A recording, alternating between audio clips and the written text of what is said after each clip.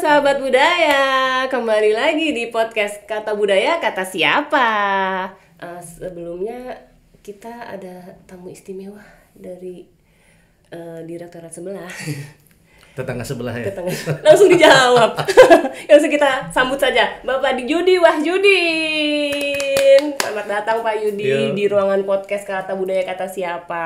Assalamualaikum warahmatullahi wabarakatuh. Bapak Yudi Wahyudin ini direktur dari Direktorat Pembinaan Tenaga dan Lembaga Kebudayaan. Ya. Bapak, sebelumnya saya mau nanya, Bapak tahu nggak kata budaya kata siapa itu filosofinya apa? Disuruh nanya nih Pak. Nggak tahu. Jadi kata boleh budaya. Dong, jelasin ya. Dijelasin ya. Bapak Eko jelasin. Atau saya yang jadi host ya. Oh iya, apa boleh. Sih artinya? Biasanya harus duduk di situ Pak. Jadi kata budaya kata siapa itu kata Bapak Eko ya Pak. Kata budaya dari kata siapa yang bicara Pak. Jadi kita perspektif masing-masing. Perspektif yang bicara. Iya. Jadi kata budaya hari ini dari perspektifnya Bapak Yudi Wahyudi. Siap. Salah ya. Ini nggak masuk YouTube sebelah ya. Ya, jadi hari ini kita mau tanya-tanya tentang kulik-kulik tentang Direktorat PTLK ya Pak. Oke. PTLK bukan perusahaan. Bukan perusahaan ya. Iya, jadi ini Direktorat PTLK ini apa sih Pak sebenarnya? PTLK itu singkatan itu. Tadi sudah disampaikan. Direktorat Pembinaan Tenaga dan Lembaga Kebudayaan. Gitu. Ini salah satu direktorat di jajaran Ditjen Kebudayaan, Direktorat Jenderal Kebudayaan Kemendikbudristek, yang tugas utamanya sebetulnya terkait dengan pelatihan-pelatihan yang berbasiskan kompetensi, kemudian standarisasi untuk lembaga kebudayaan, diantaranya museum dan taman budaya, kemudian sinergi sama lembaga sertifikasi pihak kedua, LSPP 2, terkait sertifikasi, itu salah satu layanan juga. Kemudian tentunya apresiasi berupa anugerah ya untuk para pelaku dan lembaga kebudayaan. Itu kurang lebih ya secara umum. Secara umum gitu ya Pak ya. Sertifikasi, yang disertifikasi siapa nih Pak? Ini bukan lahan ya? Ya bukan ya, saya mikirnya atau kan rumah tanah nih. Waduh. Sertifikasi sebetulnya secara sederhana sih apresiasi. Dan penetapan kompetensi seseorang. Orang. Ini private nih orang nih. Misalnya penari gitu, itu ada sertifikasinya. Juri itu ada sertifikasinya. Juri musik, juri tari, juri teater. Kita kan banyak lomba-lomba nih kalau 17-an. Itu tanya ada jurinya, udah bersertifikat atau belum? Ya saya tanya di rumah saya nanti ya Pak ya. Pak RT saya jurinya udah disertifikasi belum gitu ya Pak ya. Tapi itu bukan salah siapa-siapa, karena layanan ini kan memang bertahap. Terakhir kita melakukan layanan ini di Jambi. Di Jambi kerjasama dengan Taman Budaya baru minggu kemarin itu. Masih pesertanya baru 48 orang, antusias mereka karena itu kan sebetulnya menambah portofolio ya buat seseorang bahwa dia kompeten untuk menjadi seorang juri gitu. Juri yang mencari bakat itu. Itu bisa juga butuh sertifikasi juga nggak pakai gitu Pak? Itu sama sosialita. Sertifikasi sosialita nggak ada ya Pak ya? Jadi sertifikasi itu untuk para seniman-seniman. Nah, sertifikasi ini banyak kategorinya. Awalnya kan LSPP 2 ini berdiri 2017. Jadi dulu itu didorong adanya amanah Undang-Undang nomor 11 ya tahun 2020 tentang cagar budaya. Di sana diamanatkan ada tim ahli cagar budaya. Dengan TACB. Awalnya kita hanya itu sertifikasinya. Tim ahli cagar budaya, kemudian bergerak terus ke layanan-layanan sejarah. Kemudian perfilman, film sekarang alhamdulillah sudah LSPP 3, sudah mandiri yang mengelola komunitas itu, lembaga sertifikasi pihak ketiga. Kemudian ada seni, ada tradisi, dan tentunya ada museum.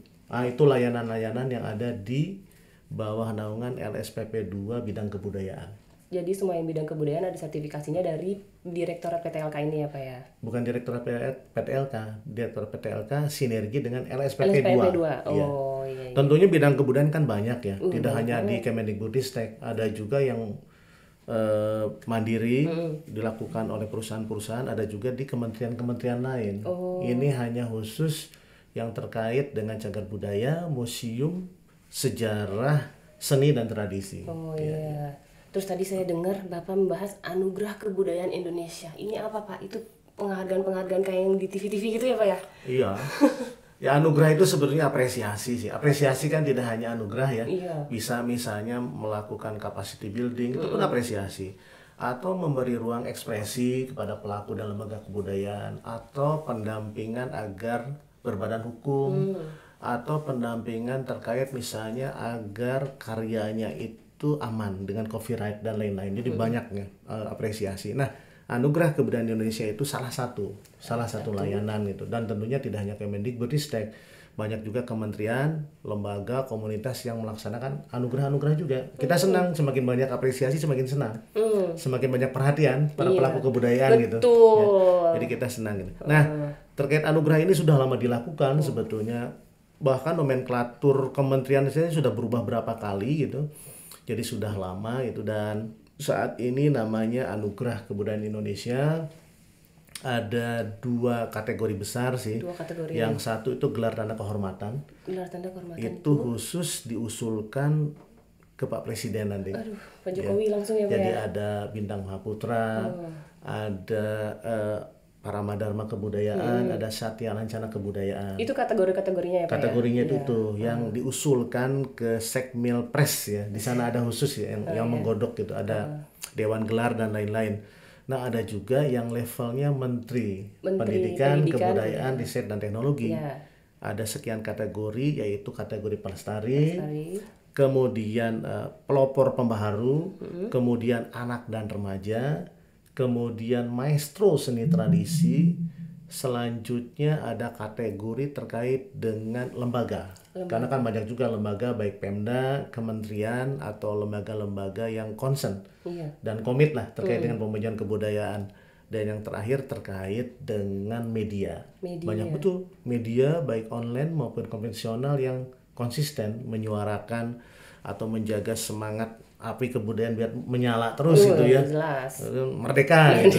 Soalnya gitu, konteksnya 17 Agustus, 17 jadi kita Agustus. semangat Semangat ya Pak ya. Nah, yang menarik di Anugerah Kebudayaan setahun ini adalah kategori atau saudara-saudara kita ya, para penghayat dan masyarakat adat termasuk dalam kategori pelestari. Jadi sekarang digabung penghargaannya gitu ya. Jadi semua direktorat digabung gitu. Mudah-mudahan kedepannya kalau ada penghargaan-penghargaan yang lain di bawah naungan Ditjen Kebudayaan bisa dalam satu rumah gitu. Jadi lebih terpadu ya. Lebih sinergi gitu Pak. Semuanya biar berkesinambungan gitu ya Pak. Betul. Untuk yang boleh daftar siapa aja Pak? Yang boleh daftar sebetulnya siapa saja selama memenuhi kriteria. Baik pelaku maupun lembaga sesuai dengan kategorinya gitu. Memang di sana ada salah satu syarat, misalnya surat keterangan ya dari Pemda setempat. Tujuannya agar Pemda-Pemda sebagai pemilik, sebenarnya kan mereka pemiliknya tuh. Kita kan pusat ini fasilitator, mendukung dan mengetahui potensi-potensi atau talenta yang akan diusulkan gitu. Tujuannya itu mudah-mudahan syarat ini pun tidak jadi penghambat ya buat para pengusul dan lain-lain. Dan modelnya online, jadi semuanya kan ada websitenya ya, Anugerah Kebudayaan Indonesia.kemdikbud.go.id. Dicatat ya, Anugerah Kebudayaan Indonesia.kemdikbud.go.id. Jadi didaftarkannya online semua, sehingga semua dokumen itu harus di dalam bentuk soft file ya. Soft file semua ya Pak. Soft file semua itu. Kalau ada butuh tanda tangan harus di-scan gitu ya Pak. Ya, makanya kami juga minta tolong kepada teman-teman komunitas atau lembaga terkait apabila ya ada pelaku budaya yang ada keterbatasan terkait IT terutama ya. Kan maestro itu kan banyak didampingi. Umurnya udah biar dokumennya lengkap dan bisa di-scan gitu ya. Jangan lupa loh sampai 30 sampai akhir Agustus. Pendaftarannya sampai akhir Agustus ini ya Pak ya. Masih ada waktu, Masih ada ya 14 hari lagi ya Pak. 14 hari. Sabtu Minggu masih bisa kan Pak? Itu online kan nggak pantun kan. Siapa tahu kan tutup dulu Sabtu Minggu kita libur gitu. Healing dulu ya. Healing dulu. Jadi setiap hari tanggal 31 Agustus ini. Kira-kira Anugerah Kebudayaan itu mau dilaksanakan kapan Pak? Kalau lihat lini masanya sih misalnya sampai akhir Agustus kita lihat ya partisipasinya seperti apa, mudah-mudahan memenuhi gitu.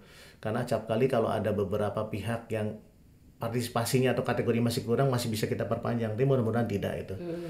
Agustus kita tutup, kemudian September kita verifikasi. Verifikasi ada 2, dan dewan jurinya ditetapkan langsung oleh Mas Menteri. Verifikasi dokumen dan verifikasi lapangan. Nah, itu ya.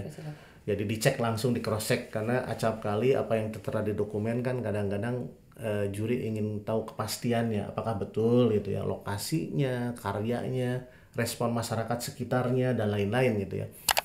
Kemudian dari sana baru ditetapkan oleh dewan juri dan menunggu SK, kemudian baru deh ada pagelaran atau penyerahan ya, penghargaannya gitu. Ekspektasinya sih November lah. November paling lambat awal Desember gitu ya. Iya. Harapannya seperti itu. Dewan jurinya yang di Mas Menteri disertifikasi juga nggak Pak?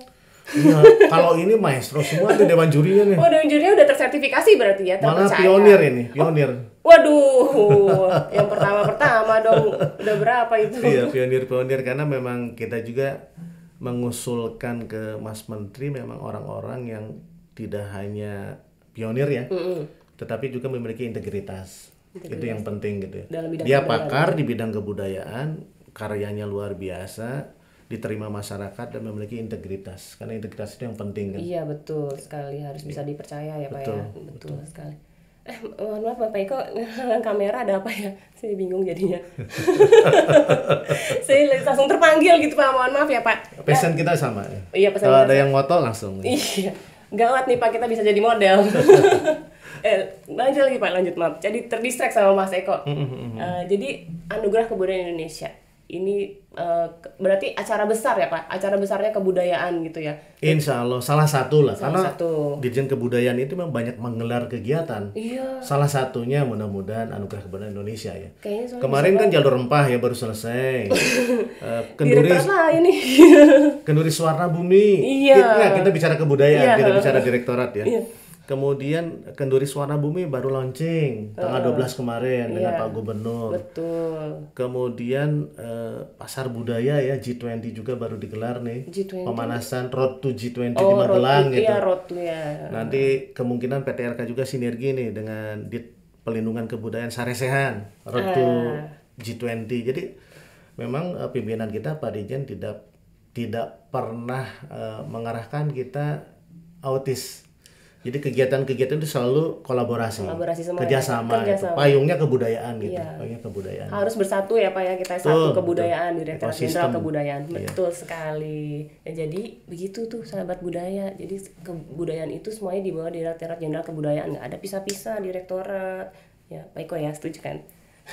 Terus saya mau kasih izin Bapak untuk boleh kan ya sponsorin promosiin Direktorat Tenaga, iya PTLK.